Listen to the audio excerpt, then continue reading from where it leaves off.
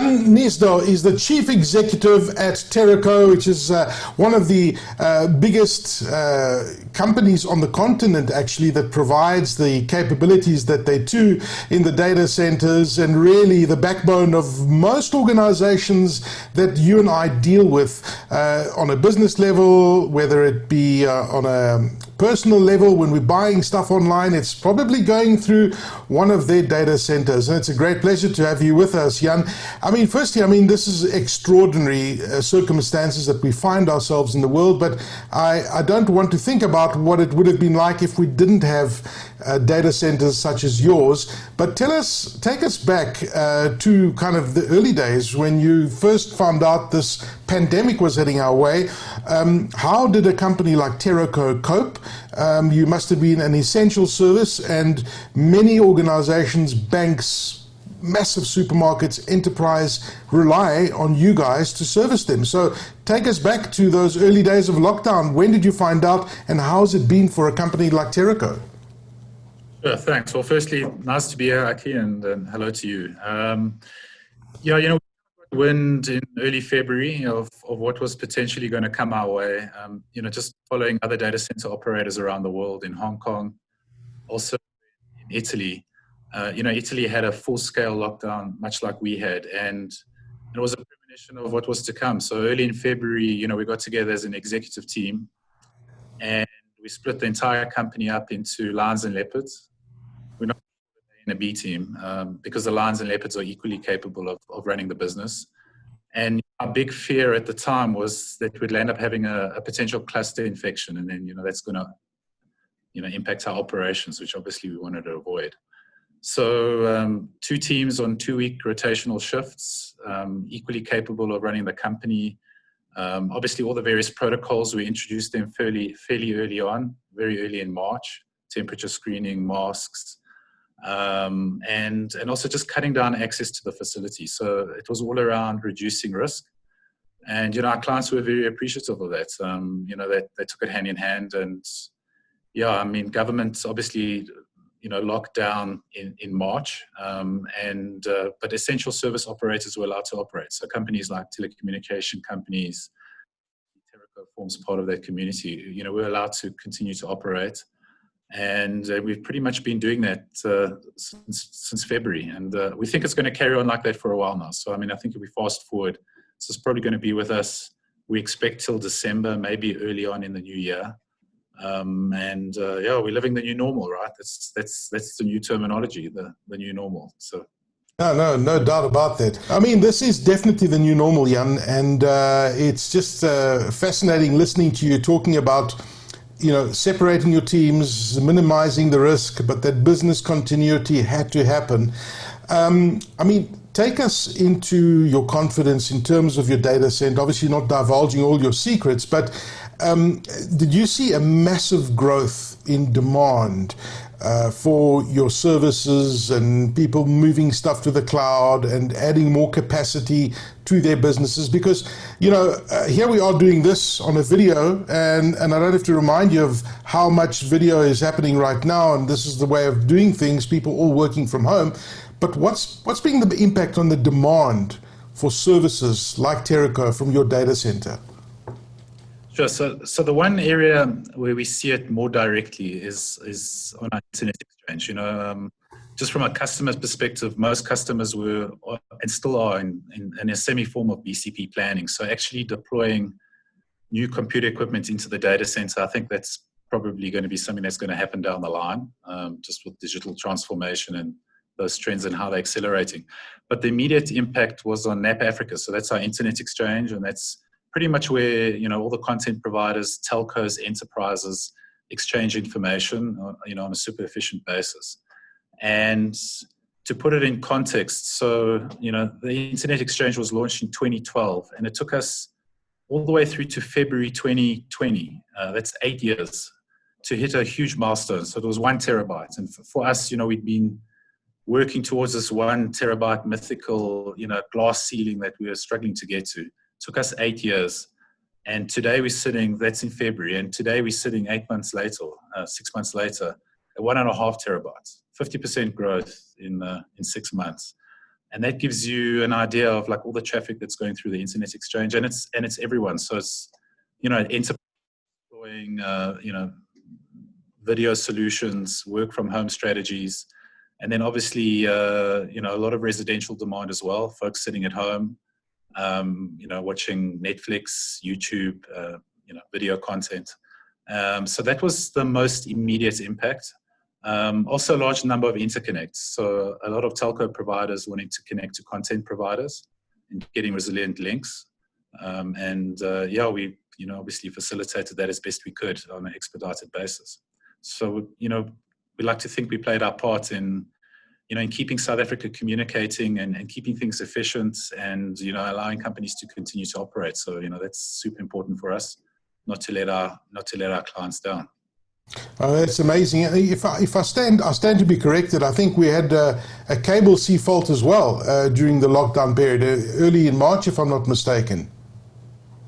We did. So, that's the beauty of Teraco. So, we've got various cable systems on the east and the west coast, and being a telecoms hub, a telecoms provider, in South Africa is able to quite quickly swap from one system to the other. So, essentially we enable a bit of failover, and when that went down, we did our part to cut folks across from one cable to the other and make sure they, carried on getting services. Yeah, and of course that was seamless. I remember it just, I didn't even notice it. I found out a few hours later that there was a cable cut. Just out of interest, you talk about, the amount of video and the amount of like movies and Netflix that people have been consuming, and obviously digital learning, etc. How much of the traffic on your network is made up of video, for example? So we don't really go into the traffic. I mean, we monitor from a terabyte perspective, and then which customers it goes to. If I was to hazard a guess, I'd say video and just some of the big content providers and the kind of proportions of traffic that they're getting. I'd say it's in the region of 40% of the capacity. That content sits directly here. So now for a lot of you as a user at home, in the old days, that content would be coming, or someone at work, that content would be coming all the way from, America or Europe. Now that content all sits and resides here. So it gets distributed super efficiently. You don't have that circle of doom spinning on your mobile device or on your PC. And, the service quality that you're getting is just, way above what it would have been a couple of years back. So that's been our big drive as well, obviously, to get as many content providers as possible to come and deploy their content on continents. And glad to say here in South Africa. By the way, we don't only service South Africa, we'll end up servicing much of sub-Saharan Africa. A lot of the content providers, have established their hub here in South Africa. We bitch and moan about Eskom and whatever, but if you compare it to the rest of Africa, our uptime is still pretty good, and as a result of that, and obviously our facilities are world class. As a result of that, we're providing content not just to South Africa, but to a lot of the countries that surround us as well. Sorry, I was just trying to do my best impersonation of buffering. Now that you reminded us about buffering, I thought, and it wasn't that long ago, right? It was like the worst thing to watch that little circle going on and on and on. But yeah, you reminded me of something that I don't see anymore, which is fantastic. Now, Teraco owns a company called NAP Africa, and how's that been growing? And how's NAP Africa been impacted by COVID? And tell us about NAP Africa. So NAP Africa is the internet exchange. Where I spoke about the big in traffic. Just in more general terms, it's been a fantastic story. So by way of internet exchange and terabit throughput, and the number of peers we have, it's the 7th largest internet exchange in EMEA. So if you take the whole of Europe and obviously the rest of Africa, the 7th largest and the 15th largest in the world, funny enough. And again, it comes to where we are strategically located in South Africa, and who we service as well. So it's not just South Africa, it's servicing a lot of the surrounding countries as well. Also, we put extra resilience into place. So knowing what was coming, the folks expeditiously put down more computer equipment and more backbone infrastructure just to make sure that, we expected a big jump in demand. We didn't expect this much. Again, I wanted to make sure that, the systems didn't fall over with this huge jump in capacity. I mean, you guys have had an amazing success story. I've actually been to your data center. I remember interviewing you many years ago and doing a tour of your data center, which is very impressive in Isando. And, there's lots of talk about expansion. You talk about, and I know you've actually been expanding the data center in Isando, because I saw the cranes over the last few months. I don't know how far you are with that completion. It's probably been complete already, but you look at Brackenfell in the Western Cape and, additional data centers. We know about Microsoft, and we're hearing whispers of other big, data centers coming into the country. Where are you guys with your expansion? Are you going to be building more data centers? So the expansion tends to be never ending, but we've got 4 big chunks on the go at the moment. So the one that you're referring to is obviously the Isando campus. That's a huge expansion for us. So that's been done in 2 phases. Phase 1 is 4,000 square meters of technical data center space and around about 9.5 megawatts of IT. And that went live 1 September. So that went live actually the beginning of this month.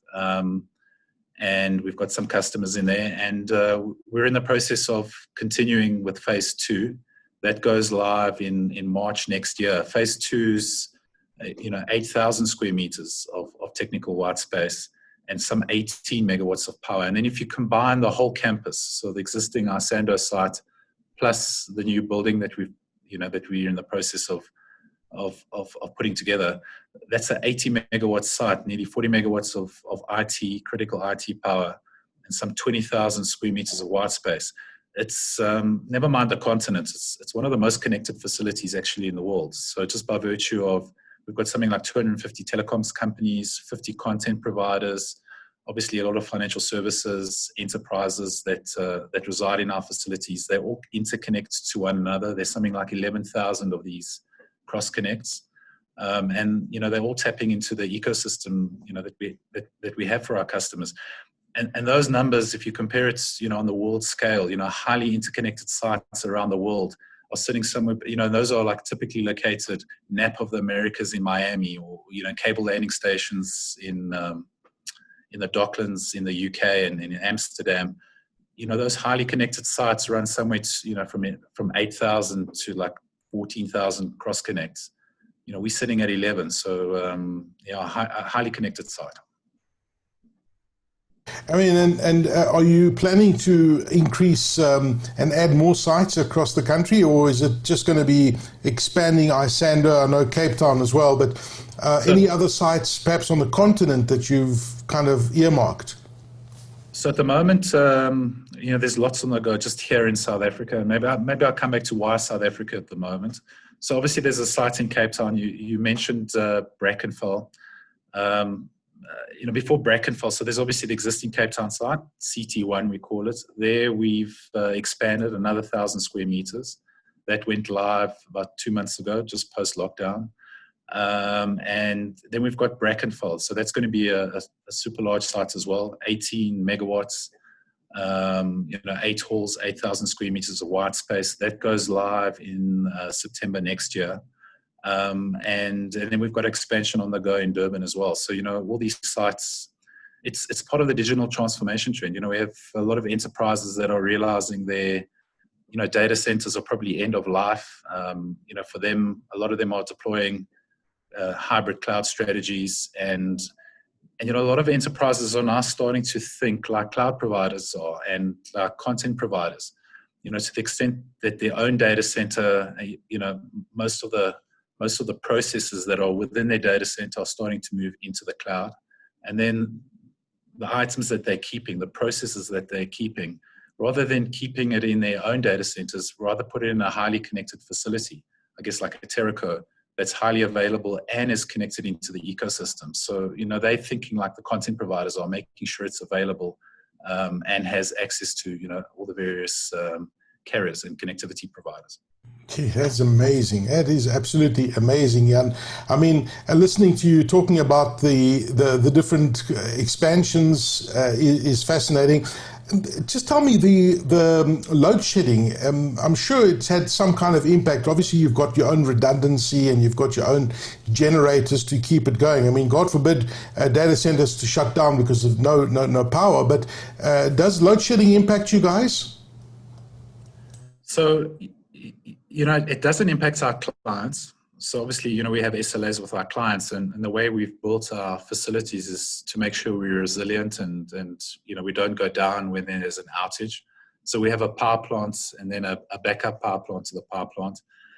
But then also it's our staff. We've just got an unbelievable team, a really exceptional team. And you take what we've done. So, we've split our team into the lions and leopards that I spoke about. So already it's kind of half staffed.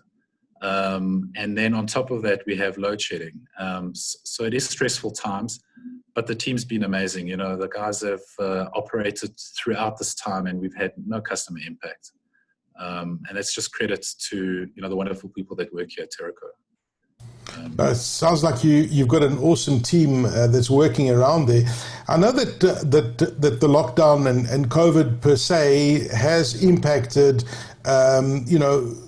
companies from getting certain parts and procurement, etc. Has the supply chain been affected at all with your expansion and you waiting on critical components to build your data centers? Has the lockdown globally affected you? So it has. If we're obviously doing all this construction. So, from a construction perspective, for 2 months, everything got locked down. Obviously, essential services were allowed to operate, but things like construction not. And then, when we went from level 5 to level 4, government had the foresight to allow critical industries, obviously data centers and telecom providers are essential services, to carry on with critical projects. So we got dispensation to carry on with those projects. A lot of the equipment we had ordered already. So, that was on site. And then, we had delays on, things like generators and cooling systems, but we were able to deal with that. And, as I said, the campus, first phase of the campus, we RFS'd 1 September. Perhaps it could have been done, a month earlier, but, under the circumstances, again, we've just got an exceptional team and they were able to pull it through. Yeah, I mean, it's extraordinary. You have an extraordinary business that you're operating, and the expansion is really testament to the demand in this particular sector. And I don't think the demand for data centers and migrating to the cloud for organizations is going to slow down any time. Where do you see your business going in the next 5 years? And just an overall picture of the growth in data centers and demand for cloud activity and demand in data centers. Where do you see this over the next 3 to 5 years? Look, I mean, we obviously see growth. I mean, that's why we're in the process of doing all the builds. I think if we go to the various segments, each one has a different growth driver. But if we look at the content providers, they want to get closer to the edge. And also COVID, has, everyone's just realized that fail-safe is first priority. So a lot of content providers, have done dual deployments across our various facilities. So from a failover perspective, and then also just to make sure that they get closer to the edge and closer to the user base. Again, quality of service and customer experience. And then, we see a big drive from enterprises. As I said, most are following the hybrid deployment strategy, putting as much as they can into the cloud, and then what they keep on premise, it's not really on their premise. They'll end up putting it in highly available sites like ours. And then the whole story with cloud providers, I mean, that's an amazing story just for South Africa as a whole, actually. A really feel-good story. But, you've had the big announcements with Microsoft, with Amazon, and then a couple of months back, Huawei. These big, large public infrastructure cloud providers are now all on continents in South Africa. Again, a feel-good story for South Africa because they're providing their services from here to sub-Saharan Africa. So, we're a hub. So again, a really good story for South Africa.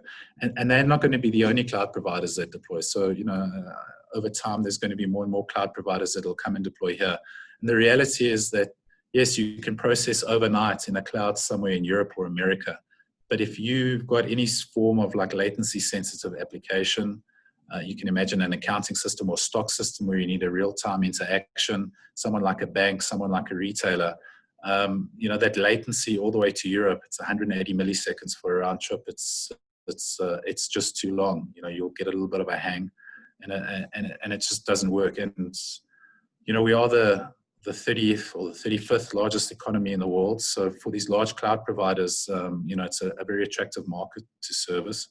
And then you aggregate South Africa with all the countries around us. It is a sizable market, and there's a land grab at the moment, and all the cloud providers want to make sure they get a piece of it. So really exciting times. You mentioned the latency of 180 milliseconds. Going to the UK, for example, what's the latency like in South Africa locally through one of your data centers? Well, for a lot of the content providers, it's close to zero because a lot of the nodes end up sitting here. But typically in South Africa, from Cape Town to Johannesburg, latency sits at about 40 milliseconds, and that's quite a big distance actually.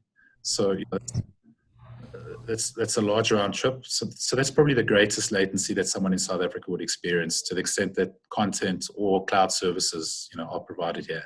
In 40 seconds, you won't really feel it. To kind of Lagos and to Kenya, that's our like break-even latency line. So someone that sits in one of those countries, whether they're accessing the cloud in Europe or they're accessing the cloud in South Africa, the latency is probably about the same, and it'll be about an 80 millisecond round trip. Well, my last question to you, Hnizdo, who's the Chief Executive Officer at Teraco. Just an anecdotal question, I guess.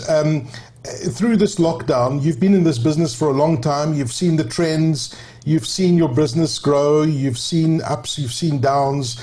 Is there something that has stood out for you during the last few months that you said, wow, that's quite interesting? Maybe a certain demand in business. I don't know, one of your customers doing something different. Has there been anything that really stood out that has taken you by surprise in your business in the last 4 months? So I think two things. One is just the human spirit. And I really mean it. It's trying times. It's fear, uncertainty, lockdown.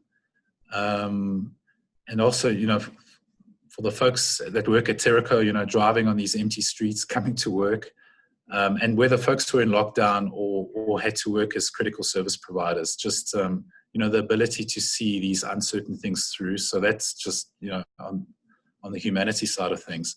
But then just around the internet and how resilient the systems are, if you had forecast something like this happening, imagine last year this time, and someone was to look into a crystal ball and say, this is what was going to happen. There's going to be COVID and, everyone was going to be sent home and basically a virtual lockdown.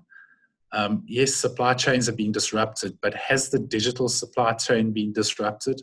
Not really. It's, it's managed to withstand. You can imagine just the type of terabits that we've been talking about and the workloads. And there was, every business probably scurried to make sure they had redundant links and, enabled additional capacity, but it didn't fall over. It managed to operate throughout the time and throughout the lockdown. And can you imagine if the internet fell over? It would have been in a very different place right now. You can. It's the basis of critical services, responders, police services.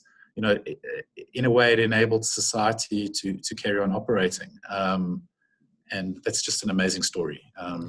I don't even want to think about it, Jan, it crashing down, because that's the complete unthinkable.